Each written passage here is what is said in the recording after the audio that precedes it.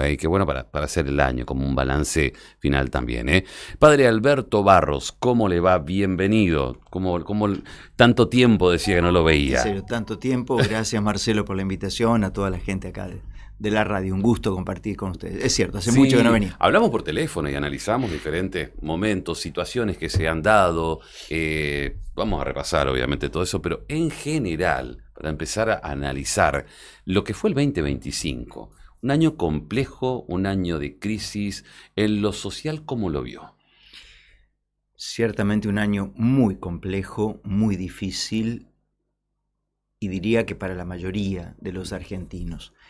Y es bueno aclarar de entrada que todo lo que puedo decir lo digo obviamente desde una experiencia de Sí. fe y como responsable del área social del Obispado de Posadas, como responsable de Cáritas Posadas, de la diócesis, que nos pone en contacto en forma directa con el mundo de la pobreza, de las carencias. Y bueno, lo que estamos viendo es eso, que más allá de datos oficiales hay un empobrecimiento general de la Sí. Argentina, un empobrecimiento que se nota muchísimo en el crecimiento de demanda que tiene mucha gente en nuestras cáritas parroquiales de alimentos, medicamentos, mucha gente de clase media que nunca se acercó a una parroquia a pedir algo, hoy se están acercando, abuelos.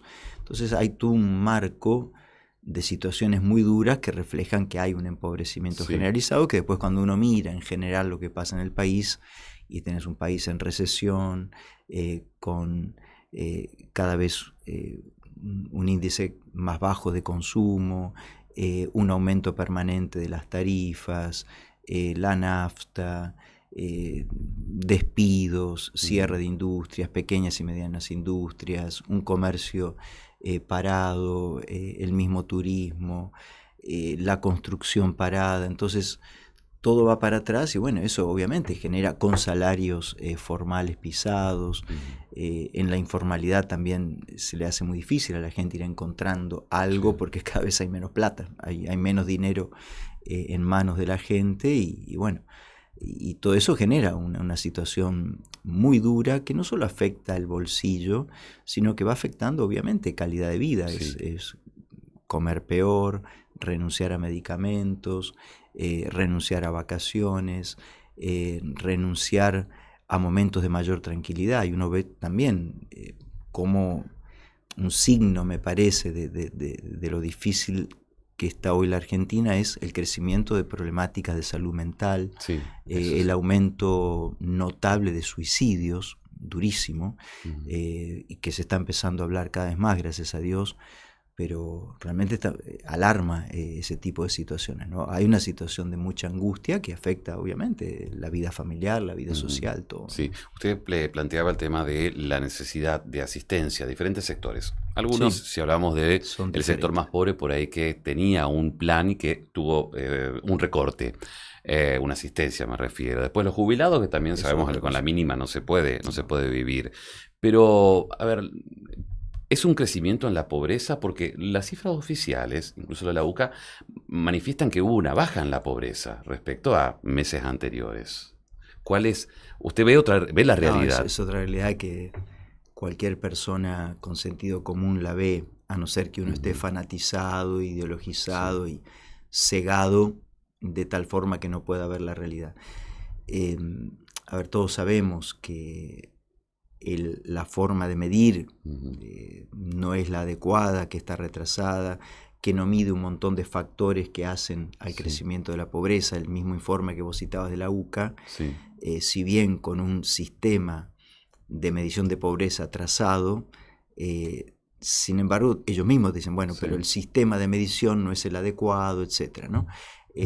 Hay muchas cosas que, por ejemplo, que te digan como dato oficial, bueno, una persona, una familia tipo, ujú, papá, mamá, dos hijos, con 1.200.000 pesos no es pobre. Pues si con 1.200.000 vos tenés que pagar un alquiler, sí. tenés que pagar medicamentos, tenés que El pagar súper. la comida, tenés que pagar un arreglo de la casa, No alcanza. imposible, no llega. Ujú, Entonces no podés decir que con 1.200.000 pesos una persona no es pobre. Hoy sí, una persona con 1.200.000 pobres, una familia, es pobre, Sí. ¿no? Nadie puede vivir hoy con 1.200.000 pesos, a no ser que vas resignando una calidad de vida muy fuerte, ¿no? Sí. Entonces hay otras mediciones que hacen no solo economistas, sociólogos, que te dicen que en realidad la pobreza es mucho más grande de lo que se dice, ¿no? Y que vamos camino a un esquema de país como se ha intentado en otros lugares de Latinoamérica, donde tenés un 30% de la población con un bienestar importante y un 70% que sobrevive como puede, digamos, ¿no? Pobres muy pobres, una clase media humilde empobrecida, una clase media aspiracional hoy tirada hacia atrás. Entonces, bueno, esa es la realidad que tenemos, ¿no? Ajá. Usted planteaba el tema de la salud mental y Ese es un usted tema lo fuerte. ve desde el lado de las personas quizás con mayor pobreza, como es desde Cáritas, también desde la parroquia, por ahí Sí. clase media, tiene diferentes, sé que atiende diferentes sectores y a todos les afecta. ¿Y cuál es, hay algo en común o es lo que vivimos hoy, la rapidez de que vivimos en el mundo? ¿Qué sería? Se juntan muchas cosas, ¿no? A ver, como decís vos, ninguna realidad es igual a otra. No, Una cosa es el mundo de la pobreza, la clase media más humilde, la sí, clase media aspiracional. Eh, el tema económico está haciendo estragos. ujú, Hasta hay cifras oficiales, estadísticas, sí, eh, ese tipo de cosas de los que se dedican a medir, como que hay un mayor nivel de insatisfacción en la población argentina porque se vive mal, ujú, ¿no? Y eso genera problemas de salud mental. En unos de una manera, en otros de otra. El tema de la droga está haciendo estragos en la sí, salud mental. Hoy es Vox Populi, todos lo sabemos, el consumo de droga no ha disminuido, sino que ha crecido notablemente. Los obispos argentinos han tenido hace poquito un documento que fue ujú, duro, contrarrestando el relato oficial de que sí, combatimos el narcotráfico, hay menos droga. Todo es mentira. Mucho relato, poca verdad, ¿no? Los obispos titularon ese documento es la retirada del Estado significa aumento del sí, narcotráfico. Y hoy el Estado se ha retirado de los barrios, se ha retirado y no hay apoyo a los comedores comunitarios, que eran centros de contención educativo, deportivo. Entonces hoy está toda la buena de Dios. Y es verdad que el narcotráfico ha ido tomando el control de muchísimos barrios a lo largo y ancho de la Argentina. ujú. Y hoy el consumo es impresionante en todas las clases sociales. ¿No tiene edad No, hoy? ¿O preocupa más los adolescentes? Obviamente Sí. afecta muy especialmente a los jóvenes, pero estaba leyendo las estadísticas de la pastoral de adicciones de la diócesis de Oberá. Ellos Ujú, dicen, bueno, que el núcleo más grande de problemática de adicciones se da por ahí entre los 18 y los 30 y pico, dice, pero sí, hemos tenido casos, decían en ese informe muy interesante, de gente de 80 años con problemas de sí, adicciones, incluso chicos de 5 años, ¿no? ujú, Entonces, hoy por hoy, eh, el sector etario y social sí, eh, es de lo más amplio, está tocando y eso afecta mucho la salud sí, mental. sí, sí, Aparte después también la desintegración social, que es otro tema que tiene que ver, más allá de lo económico, con un planteo cultural. Hoy se habla ujú, mucho de batalla cultural, sí, toda esta cosa de gente de las redes ligadas también al gobierno. Queremos ujú, dar la batalla cultural. ¿Pero qué significa la batalla cultural eh, para mucha de esta gente que hoy está al servicio de un proyecto de país que incluye lo económico, lo ujú, social, lo educativo, la salud? sí, eh, Implica un país donde cada uno se la tiene que arreglar, ¿no? Entonces, donde la idea del individualismo endiosado ujú, es como que es el ideal a alcanzar. Bueno, vos tenés que hacer méritos sí, y no importa si el de al lado se te muere. Individualismo puro, pero el individualismo siempre implica indiferencia, implica soledad, yo hago mi vida, el otro no importa. Entonces el individualismo va reventando el tejido social. Por eso ya desde hace 2 años, también con ustedes, yo ujú, decía que este proyecto de país que están llevando adelante es un proyecto en sí mismo inhumano, cruel y anticristiano, porque nos está desarmando inclusive hasta Sí. como comunidad. Entonces, el sálvese quien pueda. Y hoy uno ve que hay un crecimiento del individualismo brutal, ¿no? Entonces, que gracias a Dios, en los sectores más populares se mantiene el valor de la solidaridad, el darle la mano al vecino, y algunos sectores de clase media también, que todavía tienen conciencia social y que dicen, no, pará, somos una sociedad, somos un pueblo, somos una nación, no podemos vivir aislados unos de otros, y aprender a respetarnos, a aceptarnos al diferente, al que piensa distinto, al que vive de otra manera. No podemos entrar en esta especie de casa de brujas donde el que piensa distinto, el que vive distinto, es un enemigo que hay que destruir. Sí. Es una locura eso, ¿no? Y creo que eso también afecta a la salud mental y a la falta a veces de entusiasmo, ganas de vivir, ¿no? Como todo eso aplasta mucho. Pareciera que hay un país que apoya ese modelo, Sí, ese individualismo. claro. Lo mostraron en las elecciones. Sí. ¿Cuál es el factor principal? ¿El cansancio de lo que teníamos anteriormente? Los hechos que sabemos, todo lo que sucedió. Sí. De lo cual hemos hablado también muchísimas muchas veces hablamos. ¿O cuál es el motivo? ¿O todavía confiar en que por ahí cambia algo en el país? Yo creo que hay, obviamente, un desánimo con cosas del pasado, sobre todo de algunos años del pasado. Hay un desánimo con lo anterior. Decimos, bueno, no queremos el antes. Y hay como una especie de resistencia a asumir que en este momento no hay mucho futuro que digamos, porque si uno mira cuáles son las expectativas, estaba mirando las últimas encuestas de estos días, que la mayoría de los argentinos no tiene expectativas de mejoría hacia adelante, ¿no? Y no hay que olvidarse que el apoyo en estas elecciones que fueron de medio término fue de un 40%, hay un 60% que tuvo otra opción, y no nos olvidemos que hubo una presión fenomenal de Estados Unidos, poniendo plata, generando miedo, si esto no continúa ustedes se mueren. Yo creo que jugó mucho también el miedo, ¿no? El miedo a, ¿qué pasa si esto se cae, ¿no? Entonces creo que hubo mucho el no al pasado, el miedo a que no haya futuro, y no nos damos cuenta que, todos los apoyos que pueda haber circunstanciales de un imperio no son gratuitos, los imperios no son solidarios, los imperios no son generosos, los imperios usan al resto de los países, ¿no? Son como garrapatas que se te prenden y te chupan la sangre, recursos naturales, lo que sea, digamos. Y bueno, yo creo que hay también una necesidad de creer que esto va a funcionar, porque uno se encuentra gente... Me pasa, yo estoy en una parroquia de clase media, aspiracional, otra clase media alta, y te encontrás con gente que te dice, padre, yo no estuve tan mal como ahora, nunca estuve tan mal con mi comercio, con mi pequeña empresa, nunca estuve tan mal, pero quiero suponer que esto va a mejorar. Entonces hay como una especie de deseo contra viento y marea. Y bueno, ojalá, obviamente uno quiere que a la Argentina le vaya bien, porque si nos va mal, perdemos todos.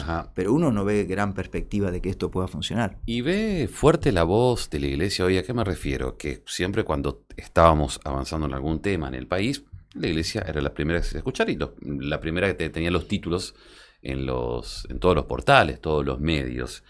¿Ve que va con fuerza en algunos temas, por ejemplo, ahora la reforma, o no tiene tanto lugar en los medios hoy como para expresarse? Yo creo que hay muchos medios que tapan la voz de la Iglesia.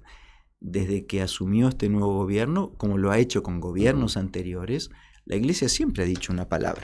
En el área salud, educación, habrá que entender que cuando la Iglesia dice algo, no lo dice desde una opción partidaria o ideológica.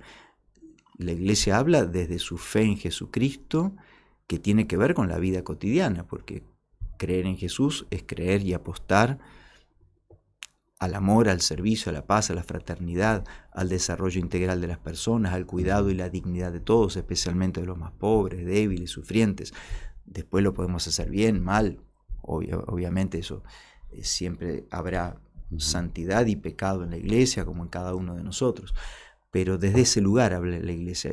Y en esta última etapa, en este gobierno, la Iglesia ha hablado, ha criticado el crecimiento del narcotráfico.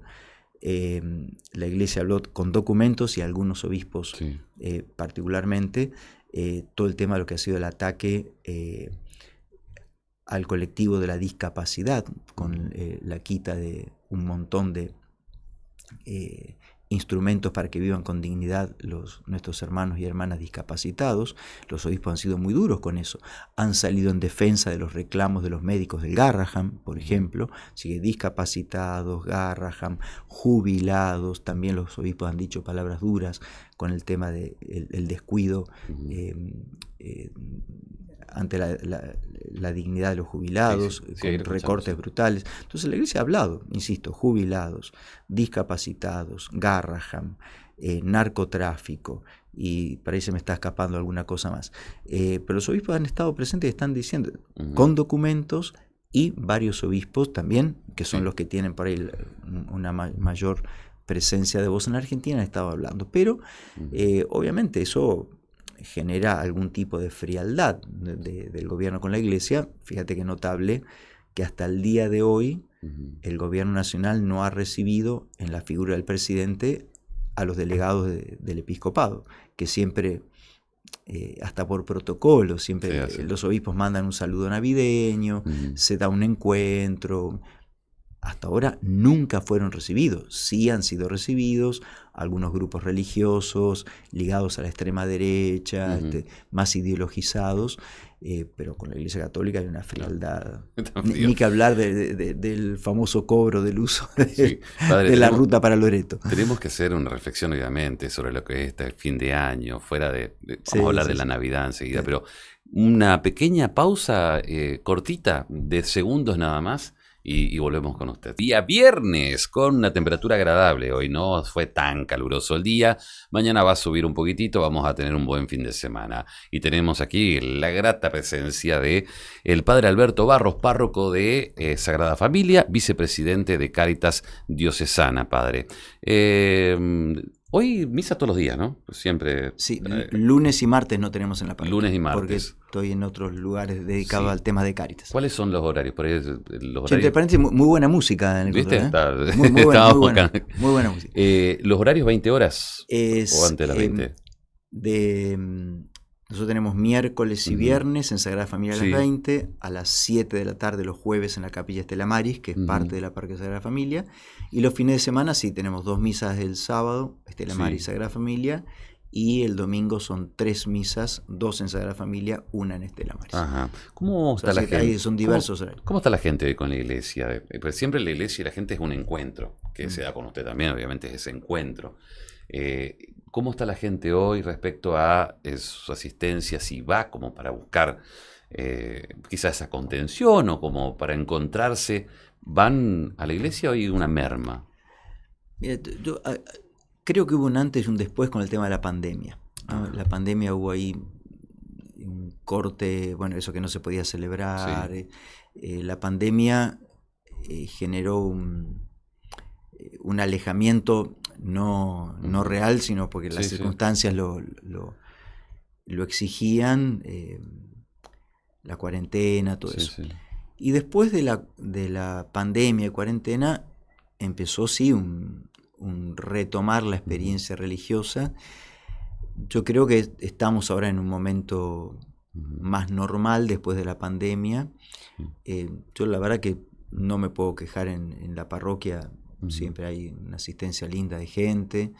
Obviamente hace 13 años que estoy, así que se va renovando también gente, ¿no? Porque en 13 años yo creo que ya muchos están cansados de verme, pero bueno, pero hay gente que para ir por la edad o ha fallecido, gente que se mudó, gente que viene. Sí, siempre en una parroquia tenés gente histórica que hace años que está, y después otros que van y que vienen, porque se mudan, porque esto, porque pero otro. Pero hubo un antes y después, digamos. Pero la pandemia marcó mucho. Pero no hay una presencia fuerte, importante, que yo la valoro mucho, ¿no? Creo que hay una búsqueda también de Dios importante, y creo que en los momentos difíciles buscan la apoyo. Hay también una búsqueda de decir, bueno, como un sentido de la vida, no en medio de tanto drama, por dónde encuentro el sentido de la vida. Y Dios siempre tiene una respuesta ante eso, ante la búsqueda del sentido de la vida. ¿El mundo va a encontrar una respuesta de Dios ante lo que estamos viviendo? ¿A qué me refiero? Puedo nombrarle guerras, puedo nombrarle Trump, Zelensky, puedo nombrarle Putin,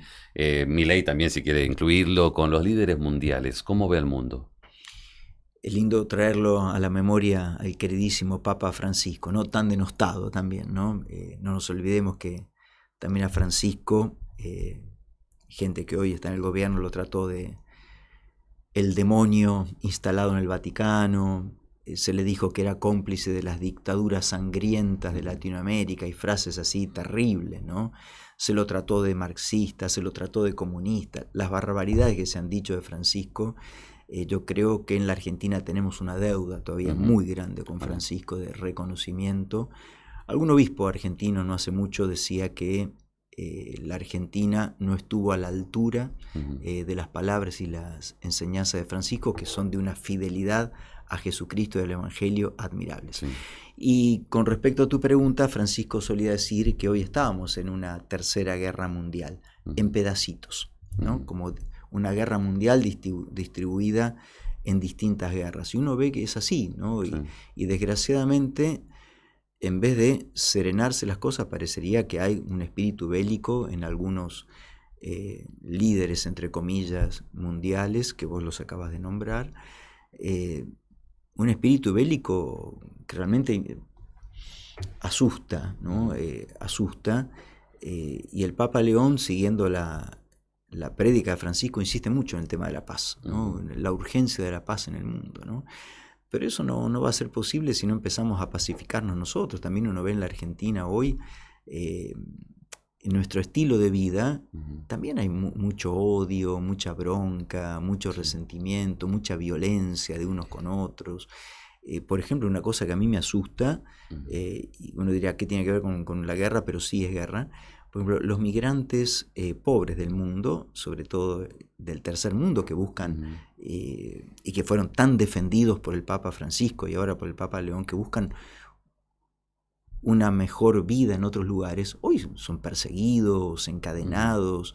El odio al migrante, el desprecio a los más pobres. A mí me asombra, inclusive en la Argentina, ¿no? Sí. El desprecio a nuestros hermanos latinoamericanos, ¿no? Sí. Es decir, a ver, es mi hermano, a mí me hablan de un paraguayo, un boliviano, un colombiano, un venezolano, son mis hermanos, un peruano, son mis hermanos, ¿viste? Y tener esa especie de odio, ahora con las nuevas leyes, que esto, el otro, digo, como si todos fueran delincuentes, todo eso genera odio, todo eso genera violencia. Y después tenemos, obviamente, de esas violencias, gobiernos, líderes mundiales que asustan. Digo, a ver, como hablábamos recién de los imperios, ningún imperio es generoso ni son solidarios y hacen la guerra por motivos de dinero, comerciales, ¿no? A ver, vos nombrabas al presidente de Rusia, presidente de Estados Unidos. A ver, nadie se involucra en una guerra porque vamos a salvar la democracia, vamos a ayudar a fulano. Es comercio, es dinero, sí, ¿no? Es dinero. Pero ahí van vidas, ahí van vidas. A mí me impresiona, por ejemplo, que el gobierno de Estados Unidos te difunde videitos con lanchas supuestamente tripuladas por narcotraficantes, supuestamente con drogas, explotando por los aires. Sí. Son ejecuciones extrajudiciales. Y es normal, ¿viste? Entonces es muy loco todo. Sí. Lo que, a ver, toda la zona de Medio Oriente, Palestina, lo que está pasando, bueno, ahora en nuestra Sudamérica. Lula me impresiona como presidente diciendo, no queremos una guerra en Latinoamérica, no queremos guerra en Latinoamérica. Y bueno, y parecería que estamos de un momento a otro con intervenciones armadas, ¿viste? Ucrania, Rusia... Sí, varios focos de guerra. África, sí. ¿No? Y las grandes potencias están metidas ahí, porque hay recursos naturales, minería, oro. Bueno, nos quedan 2 minutos para cerrar. Pasó rapidísimo el tiempo, tenemos que ir hablando, podríamos ir hablando hasta... Pero el problema es que yo hablo mucho. Espíritu navideño. No, muy interesante lo que usted dice siempre, por eso también se da esa charla. Espíritu navideño, ¿lo siente? Pero principalmente fuera de si lo siente o no lo siente, si se ve o no... ¿cuál sería su mensaje en este contexto? Estamos hablando ya prácticamente a días de la Navidad. Bueno, para los que creemos en Jesús es una gran oportunidad para renovar la esperanza, aún en medio de las dificultades, ¿no? La esperanza, como Francisco insistió tanto y este último año lo dedicó como un año jubilar con motivo de la esperanza, como tema de fondo. Quienes creemos en Dios sabemos que podemos esperar siempre algo mejor, ¿no? Por eso la esperanza nunca se pierde, la esperanza nos mantiene activos trabajando por un mundo mejor, ¿no? La esperanza es un motor que nos tiene que mover a trabajar por un mundo mejor, con más justicia, con más fraternidad, crear una cultura, como decía Francisco, del encuentro, no de la división, del individualismo, de la indiferencia ante el que sufre, sino que la Navidad es la posibilidad de renovarnos en la esperanza, creyendo en un Dios que se hizo hombre para vivir entre nosotros y traernos un mensaje de amor, de paz, de solidaridad, de cuidado de los últimos. Por eso la iglesia de Jesús no es una iglesia individualista, no es una iglesia indiferente ante el que sufre, no. La iglesia de Jesús es una iglesia samaritana que se detiene ante el caído, cura, sana, acompaña, está al lado de los últimos, trabaja por la justicia, cuida la dignidad de todos, del que piensa igual, del que piensa distinto, del que es diferente, respetando los estilos y las opciones de vida de cada uno. Bueno, creo que eso es la Navidad, ¿no? Volver a esto, a la fraternidad, a la comunidad, el otro es mi hermano, la otra es mi hermana, sea cual sea su situación de vida, como decía Francisco, todo ser humano tiene una dignidad inviolable, cualquiera sea su situación sexual, cultural, moral, religiosa, todos hijos e hijas de Dios. Creo que la Navidad nos tiene que llevar a eso, ¿no? Dejar de lado odios, enfrentamientos, individualismos, indiferencias, prejuicios, estigmatizaciones, volver a abrazarnos en la fraternidad. Y a los que no creen, bueno, la Navidad siempre genera encuentro, familia, vecindario. Así que bueno, para todos un llamado al reencuentro, a la fraternidad y de poner odios, violencias, estigmatizaciones, separaciones absurdas que tanto daño nos están haciendo. Muchísimas gracias, feliz Navidad, que le tenga excelente comienzo de año también. Nos veremos, nos hablaremos. Obviamente ahí estamos todo el año. También para vos, Marcelo, para toda la gente de la radio, para toda la gente que nos está escuchando, lo mejor, y mirémonos unos a otros a los ojos, digamos, sos mi hermano, sos mi hermana. Bueno, dejemos de lado toda división, volvamos a ser verdaderamente pueblo, sociedad de hermanos y hermanas para caminar juntos. Gracias, padre. A ustedes. El padre Alberto Barros, párroco de la Sagrada Familia, vicepresidente de Cáritas Diocesana.